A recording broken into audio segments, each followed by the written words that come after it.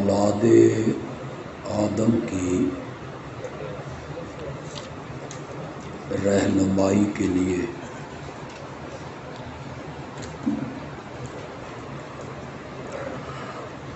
انبیاء بھیجنے کا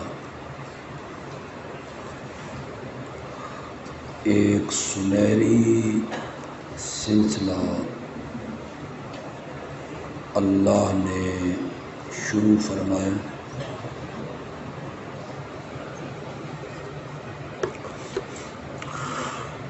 اس سلسلہ کی ابتدا ابو البشر حضرت سیدنا آدم علیہ السلام سے ہوئی،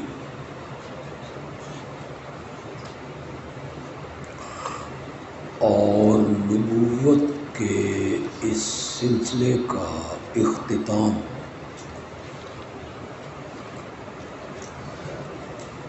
امام الانبیاء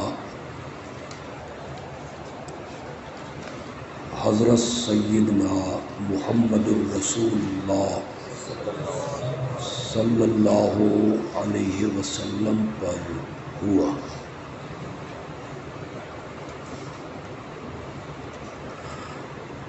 آپ کی ذات پر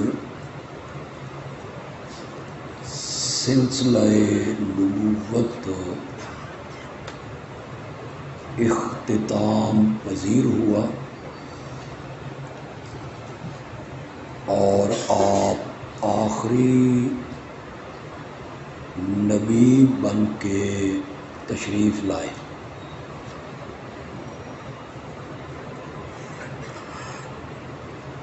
دین کی تکمیل وہ بھی آپ کے ذریعہ ہوئی۔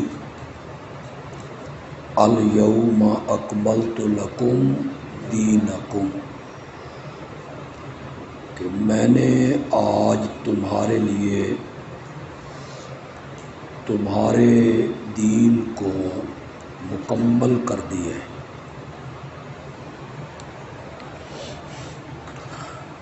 یہ دین اسلام جو ہمیں نبی اکرم صلی اللہ علیہ وسلم کے ذریعے نصیب ہوا، یہ اصول میں پہلی شریعتوں کی تصدیق کرتا ہے، یعنی توحید، رسالت، قیامت۔ ان میں ہماری شریعت اور پہلی شریعتیں ایک ہی ہیں، توحید کے ماننے میں، رسالت کے اقرار میں، اور قیامت پر یقین رکھنے میں۔ ہاں، احکام میں ہمارا دین پہلے شریعتوں سے مختلف ہے۔ دین اسلام نے پہلی تمام شریعتوں کو منسوخ کر دیا۔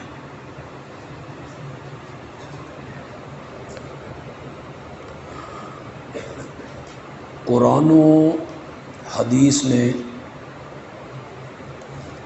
اور ہمارے دین نے اپنے ماننے والوں کو حکم دیا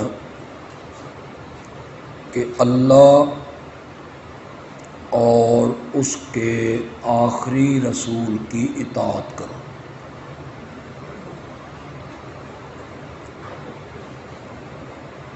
بیسیوں آیتیں آپ کو قرآن میں ملیں گی، اطیعوا اللہ و اطیعوا الرسول، اللہ کی اطاعت کرو اور اللہ کے رسول کی اطاعت کرو۔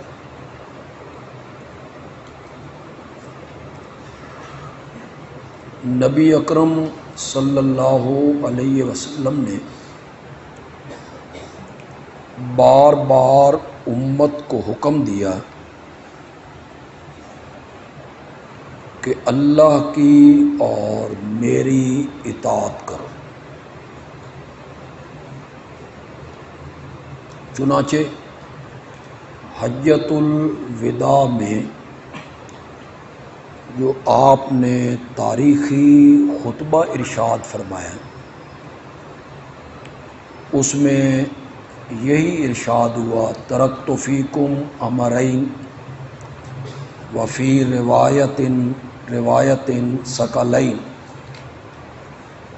میں تم میں دو بھاری چیزیں چھوڑ کے جا رہا ہوں، ان کو مضبوط پکڑے رکھو گے تو دنیا کی کوئی طاقت تمہیں گمراہ نہیں کر سکے۔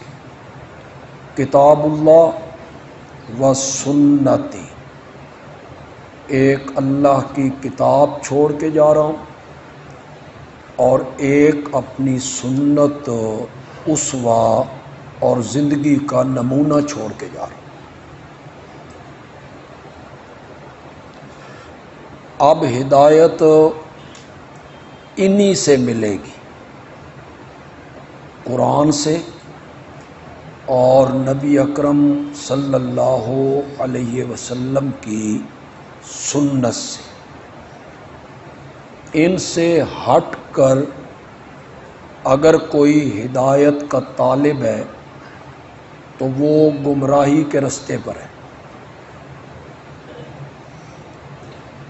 لو کان موسیٰ حیا ما وسعہ الا اتباعی او کما قال النبی صلی اللہ علیہ وسلم، اگر آج موسیٰ زندہ ہوتے تو ان کے لیے بھی لازم تھا کہ وہ میری اتباع کرتے، میری اطاعت کرتے۔ اور ایک اور روایت میں آیا، لو بدا لکم موسیٰ واتبعتموہ وترکتمونی لزللتم عن الہدی او کما قال النبی صلی اللہ علیہ وسلم، اگر میری موجودگی میں حضرت موسیٰ آ جائیں، بدا لکم موسیٰ واتبعتموہ، اور تم ان کی اتباع کرو، ان کے پیچھے چلو، وترکتمونی، اور مجھے چھوڑ دو، مجھے چھوڑ کر حضرت موسیٰ کے پیچھے چلو، لَزَلَلْتُمْ عَنِ الْهُدَىٰ، تو تم ہدایت کی پٹڑی سے اتر جاؤ۔ حضرت موسیٰ کے پیچھے بھی اب نہیں چلنا، اب ہدایت اور صراط مستقیم صرف قرآن کے احکام ماننے اور حضرت محمد الرسول اللہ صلی اللہ علیہ وسلم کی اطاعت اور پیروی کرنے میں ہے۔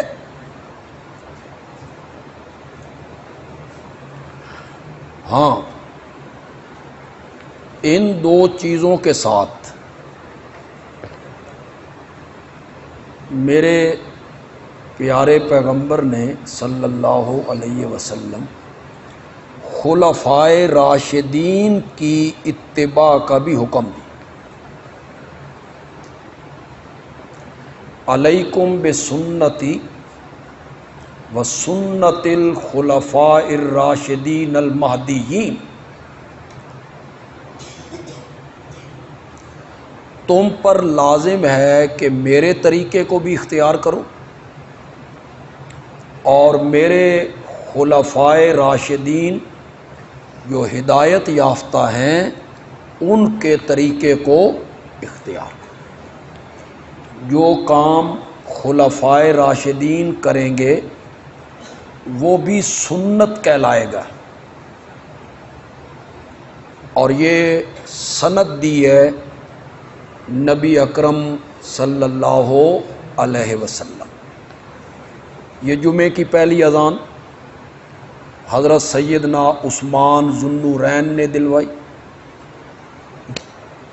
نبی اکرم صلی اللہ علیہ وسلم کے زمانے میں نہیں تھی، حضرت صدیق اکبر اور حضرت فاروق اعظم رضی اللہ تعالی عنہ کے دور میں بھی نہیں تھی۔ پھر لوگوں کی مصروفیات بڑھ گئیں، کچھ بازار میں دکانیں، خرید و فروخت، تو حضرت عثمان نے پہلی اذان دلوائی بازار میں تاکہ لوگوں کو آگاہ کیا جائے کہ کاروبار سمیٹو اور جمعے کے خطبے کے لیے آ جاؤ۔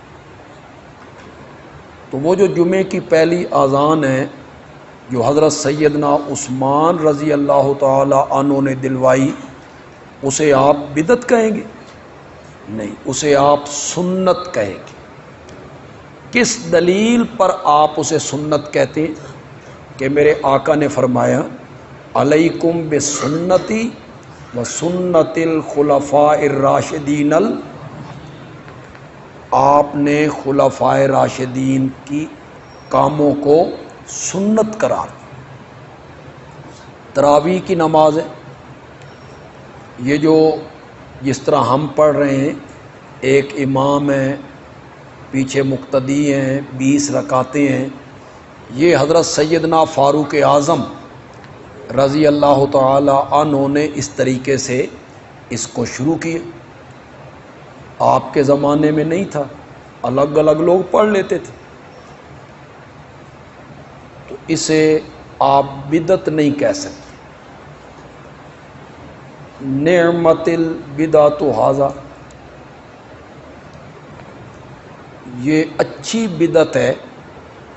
حضرت عمر رضی اللہ تعالی عنہ نے جو لفظ کہہ دیا یہ لغوی معنی میں کہا، بدعت بمعنی نیا کام، لیکن وہ شرعی معنی میں بدعت نہیں ہے۔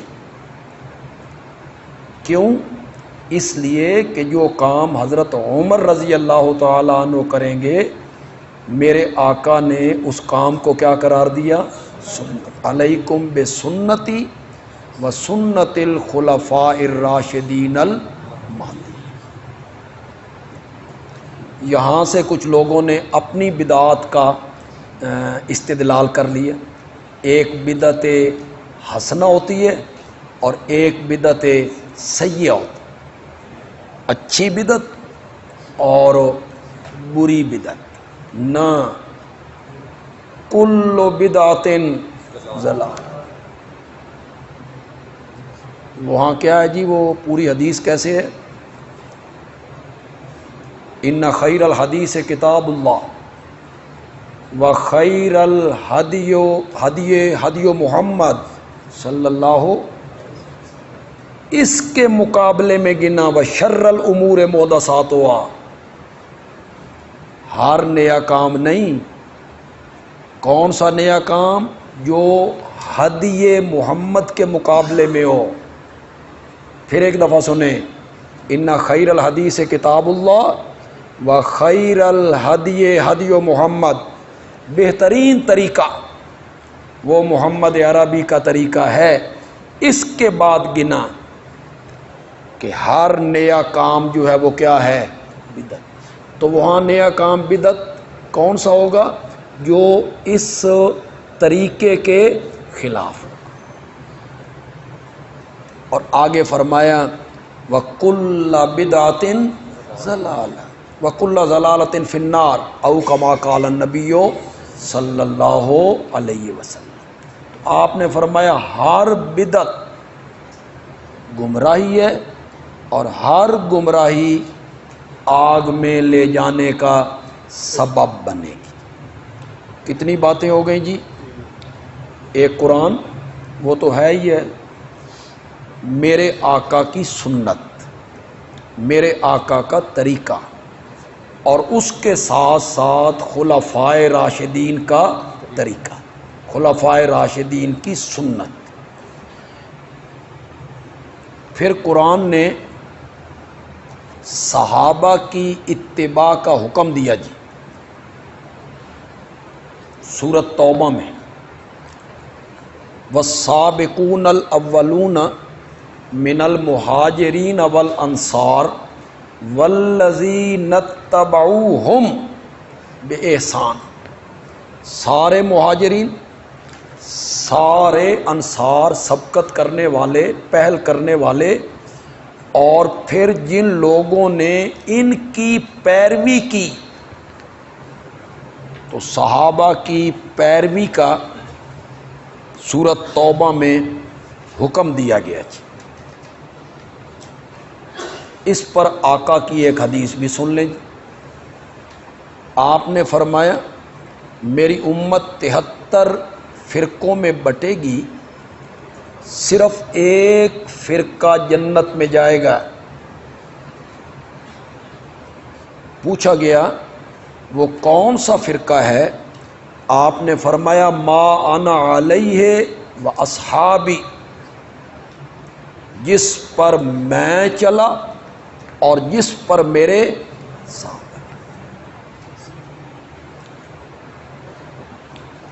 صحابہ کا اجماع ہو جائے کسی کام پر، اکٹھ ہو جائے صحابہ کا، انفرادی عمل نہ، کسی صحابی کا جو انفرادی عمل ہے اپنی سوچ کے مطابق، وہ نہیں، صحابہ کا اجماع مراد ہے۔